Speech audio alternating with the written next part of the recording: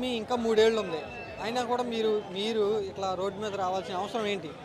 ఏమంటే వాళ్ళ పని వాళ్ళు చేసుకుంటారు, మా పని మేము చేసుకుంటాం. ఇప్పుడు మాకైతే కూటమి ఏం పని చేయదు. వాళ్ళ పని వాళ్ళు చేసుకోవచ్చు, తప్పు చేయకూడదు ఎవరైనా సరే.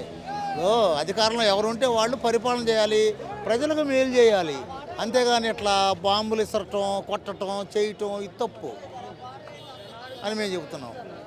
ఏమంటారంటే జగన్మోహన్ రెడ్డి పరామర్శల పేరుతో జనాన్ని పోగేసుకొస్తున్నాడు. ఊరికే ఇదంతా ఒక ప్రాపగండ తప్ప పెద్దగా ఏమీ లేదంటున్నారు.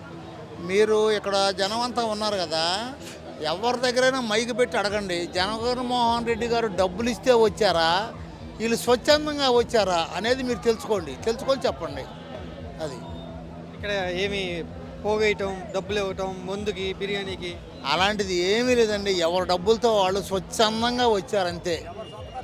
అధికారంలో లేడు, అయినా ఎందుకు వస్తున్నారు జగన్ని చూడటానికి? అధికారంలో లేకపోయినా రేపు అధికారంలోకి వస్తాడనేది ఆశ, అధికారంలోకి వస్తాడని ఆశ జనాలకి. పోయినసారే మోసం చేసి గెలిచారు అనేది. అది వస్తాడా ఈసారి? ఈసారి గన్ షాట్గా వస్తాడు ఈసారి. ఎందుకు అంత నమ్మకం? సుమారు 150-160 సీట్లతో గెలుస్తాడు కన్ఫామ్గా.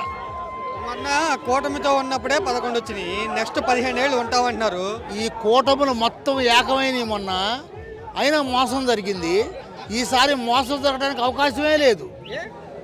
ఎందుకంటే ఈసారి బీజేపీ మొన్న అటు కూటమికి సపోర్ట్ చేసింది, ఈసారి బీజేపీ కూటమికి సపోర్ట్ చేయదు. సపోర్ట్ చేసినా జగన్ ఊరుకోడు. ఎందుకంటే మొన్న మోసం జరిగింది, దెబ్బతిన్నాడు. మొన్న దెబ్బతిన్న పులి కాలు దూకుతూ ఉంటుంది అంతే.